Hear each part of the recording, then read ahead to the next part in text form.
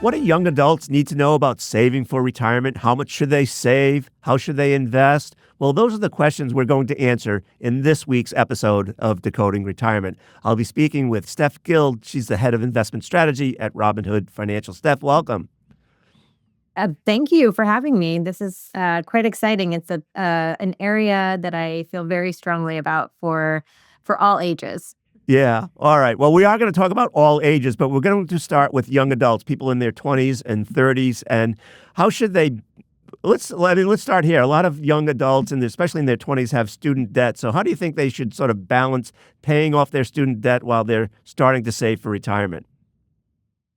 I think anytime you have debt, you do need to focus on it and pay off the most expensive debt that you have. Because I know as a young person, I myself also had credit card bills because, life expenses are greater than income oftentimes, and especially in the earlier years. So, focusing on paying off the credit card debt is usually the most expensive. And the student loans, it's something I think that depends on your interest rate. So make sure, one, that you're understand everything that you're paying. If there's any way you can get a break on the interest rate, there's a lot of different things that you can look into. You also can deduct student loan interest against your income. So I don't think it's a terrible, I think there's room for both. You don't necessarily have to feel like you have to pay down all your student loan stuff right away. In fact, I think doing a little bit of both is a good idea, especially because assuming your interest rate is below where long-term market returns can often be, which can be long-term, the S&P has done 10% a year. Don't know if we'll be like that for, the next 10 or 20 years, but as long as that return can be a bit better than what you're paying in interest per year on your debt, then I think you should try to find room for both. Right. So Secure Act 2.0 allows employers to now create a matching contribution for workers who are paying off their student loans. A matching contribution would be made on the student loan payment. Not all employers offer this, but would you recommend that employees ask their HR, employee benefit department, if this is going to be offered, or is it offered? And if so, they should obviously take advantage of it. Yeah, it's probably not widely done because it takes a lot for companies to change their benefits and policies, but absolutely, it's something you should ask about. Why not ask for the help? It's kind of investing in the employee just the same way they're matching in 401k potential contributions as well. Yeah. So when you think about investment strategies for those in their 20s and 30s, a lot of times the old rule of thumb was 100 minus your age is how much you should invest in equities and the balance in fixed income. So for someone in their 20s, 80% in stocks, 20% in bonds. Are you of the mindset that that is an appropriate investment strategy?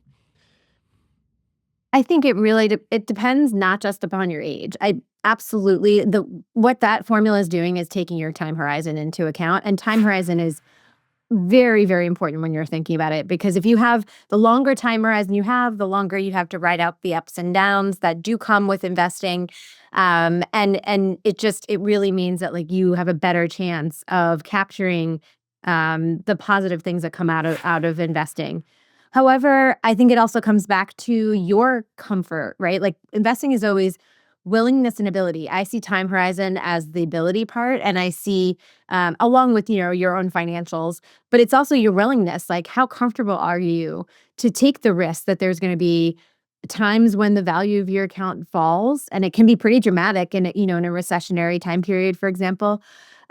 Just as perhaps can you be measured when the markets are booming and not getting caught up in the emotion of that too? I think that comes into it. So I actually think for someone who's in their 20s, why couldn't you do 100% in stocks if you're truly not going to touch this? So I actually think 80-20 for a person who's willing to take on the risk could be almost too conservative. That being said, 60% stocks, 40% bonds might be better for you if you're younger, because you do want to think about, again, the fluctuations. That being said, I do think we're in a paradigm shift where bonds aren't necessarily playing the role that they did for the last 40 or 50 years. Because if you look, since 1982, interest rates have only dropped. So it's really been a consistent place. Interest rates, if they fall, the value of bonds go up. and vice versa. We've been in a period where interest rates have risen and they've been pretty sticky. And there's a lot of reasons for that. Government deficit being one. So I'm not sure that bonds are going to play as stable of a role, which is why I'm saying really think about your risk tolerance, and it doesn't necessarily have to just be based on that age formula. Yeah, two things. One is we like to decode terms. You mentioned risk tolerance, so I would ask you to sort of briefly define what that is, but also comment on this notion that sometimes, to me, risk tolerance is a very subjective matter. People don't necessarily know how to measure it. Risk capacity may be a better measure than risk tolerance, because we know that in bear markets, people say that they have no tolerance for risk, and maybe in bull markets, they do have a lot of tolerance for risk. Anyway, so first start with your definition of risk tolerance. Yeah, risk tolerance to me is the ability to tolerate a drop. Like some people define it, right, by the word volatility, which is a measure of the swings, but I actually see it as something that is, can I tolerate a 20% drop in the value of my portfolio? Can I look at it and not react and say I'm selling everything? And that's why time horizon is intricately linked with that, because if you have 20 years and it drops 20%, you've got 20 years to make that up, 30 years or whatever your time horizon is. But if you look at it and panic and say, I'm getting out, and I agree with you. I've had clients in the past that say they were long-term focused, and as soon as the markets fell, they stopped being long-term focused. So I think the other way you learn it, and this is, there's two schools of thoughts on this, but I land in the camp of learn what that means for you. Even if it's not a lot of money, put a small amount of money to work if you're just getting started in investing, and watch it go up and down, even if it's not diversified, even if it's just understand what that means and how your emotions react. That to me is what risk tolerance is. Can I be a duck on water when markets sell off, or am I going to panic and I need to mitigate that by not putting so much risk in my portfolio. And really, risk is typically stocks, but can be other things too. Right. So I want to turn your attention to something that is on my mind, which is I have children who are in their 20s, one of whom I won't name. He'll know who he is. I think sometimes conflates. He has a DraftKings account, and he also has a brokerage account. And I often sometimes think that he thinks the gambling is the same as investing. And one, do you see that at all in among the people that you circulate with?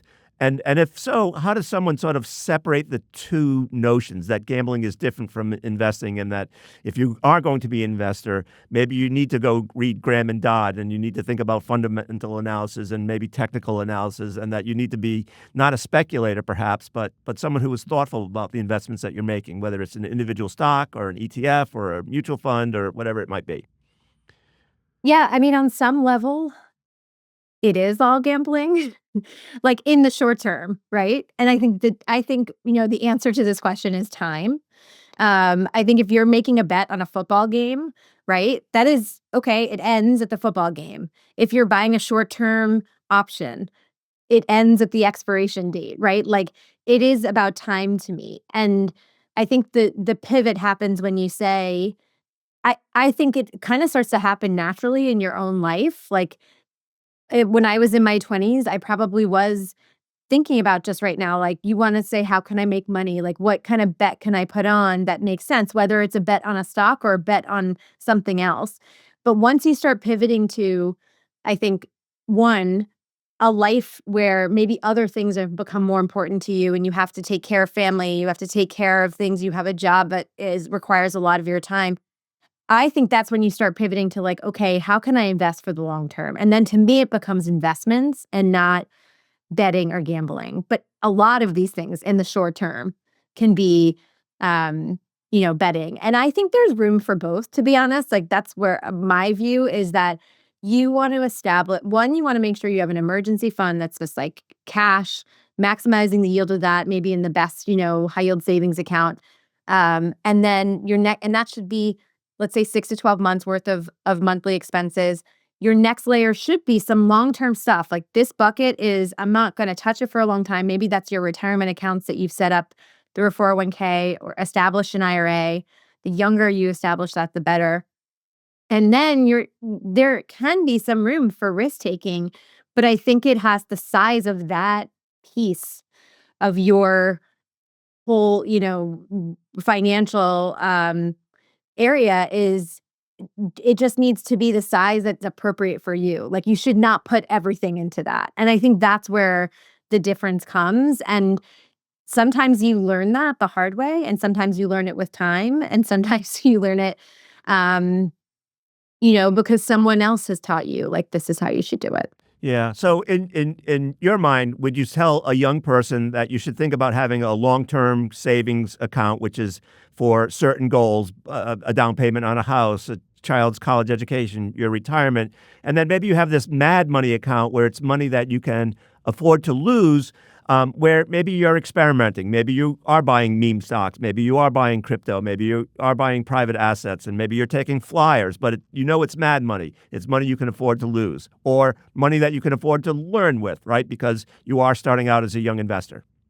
Yeah, and I mean, I still think the correlation between risk and return for most things is there, meaning like the higher the risk, meaning that the fluctuations, the greater the return can be, and also vice versa, right? So that's why I say I think there's a place to take risk and potentially get outsized returns, but knowing that it can also go the other way. Yeah. Steph, we have to take a short break, and when we come back, we're going to talk about how those who are in their 40s and 50s and 60s and 70s should be investing. So don't go away. Stay tuned. Welcome back to Decoding Retirement. We're talking with Steph Guild. She is the head of investment strategy at Robinhood.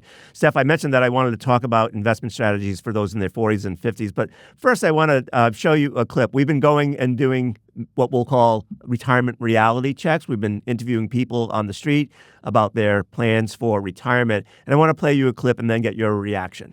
What about advice that you might have for young people who might be watching this podcast? Like, what advice do you have for them about saving and investing for retirement? I would tell them to start saving much earlier in life. So, Steph, in the clip, what you heard were people giving advice to younger adults, which is to save early, save often, save as much as you can. Any thoughts about that tried and true advice? Still good today. And I think one thing I would add to it is that it doesn't take a lot of money to start early. I think sometimes people don't end up starting earlier because they don't feel like they have enough money to put aside for getting started at a younger age. I certainly felt like that. And it was less accessible when I was in my, a younger age. But $1 a day, like $1 a day at Robinhood, you can actually invest $1 in a stock. That's as little because we'll provide fractional shares. If you save $1 a day, that adds up to over like a 35-year period, $13,000. And if you do it in a way that is diversified and it gets you a return, I mentioned long-term returns for the S&P 500 have been around 10% a year. Even if you just do if you make 7% a year over the 35-year period, that $13,000 turns into close to $40,000 after 35 years. And then if you do $3 a day, that can add up to like more than $160,000. So my point is that like you should start early and often and don't feel like you need a chunk of money to get started. Yeah. So I want to turn my attention to mid-career professionals. They might be in their peak earning years. How should they change their investment strategy? And what advice do you have for people who might be behind in terms of their retirement savings? One, I would say that I've never in the 20 plus years that I've been working with customers and clients and investing is to feel bad about what you didn't do before, because that will just get in your way. So one, you only have the present, so just get started. Two, I would say try to catch up as much as you can. Like there are, if you have a 401k, make sure you're maximizing that. If you have an IRA, make sure you're contributing as much as you can to that every single year. For 2025, it's $7,000, unless you're above the age of 65, I think. And then there's make sure you're doing all that. You can have both a 401k and an IRA, and all of these things still at least accrue tax-free. And so use everything to your benefit. And then I would also say is like, if you can even go beyond that, save in a taxable account as well. So don't just do retirement, because then it gives you more flexibility when you do need to use those funds as to like when you'll actually pay taxes. Because on a traditional IRA, you have to pay taxes on the money you take out, but on a Roth IRA, you don't, or most likely don't. So you have some flexibility. From an asset allocation perspective, I really do think it's still your age. Obviously you have less time than maybe you did when you were in your 20s, but you also may have more income. And that can be a factor, right? Like that you can afford to take a bit more risk than perhaps that age-old 100 minus your age would tell you to do in terms of stocks. So I would also just try to be consistent. Like just make it like every morning at the same time I take my vitamins so that I never forget. Like every month or every quarter, like set it on autopilot so that like you're not forgetting to save. Because the sooner you can start doing it, the better. Yeah. So we talked about people in their 20s having competing demands on their money, saving for retirement and maybe paying off student debt. For people who are mid-career professionals, they may be saving for retirement at the same time that they're trying to save for their children's college education. How do you balance the competing demands on their money? Yeah, it's so hard. I mean, I'm personally right in the middle of that myself. And I have contributions to 529 plans. I have contributions to 401ks and IRAs. And I really I really try to make myself disciplined in a philosophy of like, what do I care? What do I want to care about the most, and try to split it up. And if it means that I sacrifice things for myself, if it means that I sacrifice like buying another, I don't know, so, another shirt for myself or whatever it is, like I do that. And I know it's not easy. Like I wish I could say that there's like a magic, like, okay, this is the magic formula. I don't think there's a magic formula. I think it's really dependent on, you know, you and what you need. I also think that there is a world where if you don't have the funds to do both, I would actually pick saving for yourself than I would pick saving for kids. And this is again almost philosophical, but the reason why I would do that is because I come from a family that, I'm the first to be born here on my mother's side. Like I have this come from this place of like no one really had investments, no one really had savings.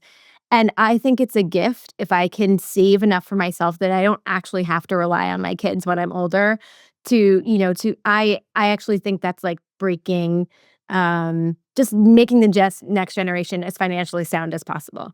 Yeah. And so that's why while I'm able, thankfully, to save for both now, if I had to choose, I probably would choose myself over my kids and then figure it out with them when they needed to go to school and stuff like that. Yeah. We had a listener write to us with this very question. He said, I want to save for retirement. I want to retire soon. I have a child in school, and I don't want to burden them with student loan debt. And so he was in this mindset that I would rather delay my retirement in order to not burden my child with student loan debt. And obviously, it's a personal choice and a difficult one. It's so difficult. And I think like if my kids were in school too, I would probably pick the same. But I'm in a place where my kids are still like about 10 years away from that. So maybe a little less now. Actually, they're getting older by the day. But I'm in a place where I don't have to make that immediate decision. But I think, as you said, it's personal. Like what do you find more important? Yeah. And some of it is probably from your own personal experience. Yeah. So you mentioned 10 years, and I'm very fond of talking about people who are on retirement's doorstep. They're either 10 years away from retirement or 10 years into retirement. For folks who are 10 years away, how should they be thinking about their investment strategy, changing their asset allocation, catch-up contributions you mentioned earlier? What else do they need to know? I think you want to take a hard look at like how much you're gonna, and you should do this early as well. But how much you're gonna be spending, like how much do you spend a day? I think the rule of thumb, there's two rules of thumb that I kind of go by. One is, whatever your last kind of income is, assume you might need about 80% of that. And, some people maybe need more because they want to do more things when they're in retirement because they have more time. But take a look at that. Can you support that? The other thing is, what do you want? Like, how much have you saved and what do you want your goals to be for that? Like, have you saved just enough for yourself? Have you not saved enough? make sure you're contributing as much as you can. Maybe think of ways that even in retirement, you can continue to collect income in ways that maybe you didn't before, if you don't have enough. Or if you're in a place where you have enough savings and you're like, actually, I might end up being able to pass some of this on. How much do I want to pass on? Because general rule of thumb is about if you spend more than around 3% of what you have saved at retirement, then you'll start eating into the principal. But if you can only spend about 3% of that, then you can end up passing that nest egg onto heirs or other family members. And so think about what you want your legacy to be if you're in the fortunate position of that. So we've covered a lot of ground, Steph. Anything that we've missed or just bears reemphasizing? Something we didn't mention before, and I only mentioned it very much in passing, is just like the deficit that the U.S. government has is around $2 trillion. And to me, that's just like a warning flash for all young people who, is Social Security going to be something that we can rely on in the future? My view is government's going to have to make changes to be able to support it. And that means we just have to focus more on our own financial life. And so savings could not be more important. Yeah, can't agree with you more. Steph, I want to thank you for sharing your knowledge and wisdom with us. It's so greatly appreciated, and with hope you'll come back on a future episode. I would love to. Thank you.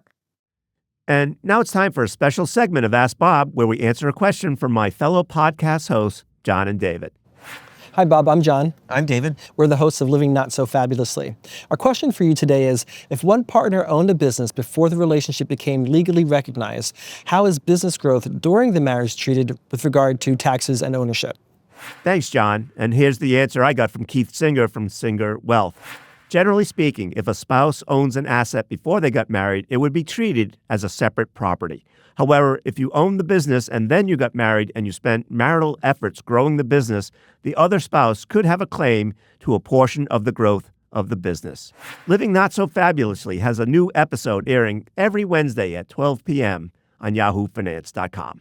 If you've got questions about retirement or money, we're here to help. Email me at askbob@yahoofinance.com, and we'll try to answer your questions in a future episode. So that's it for this week's episode of Decoding Retirement. We hope we provided you with some actionable advice to help you plan for or live in retirement. And don't forget, for the latest news about retirement, check out yahoofinance.com. This content was not intended to be financial advice and should not be used as a substitute for professional financial services.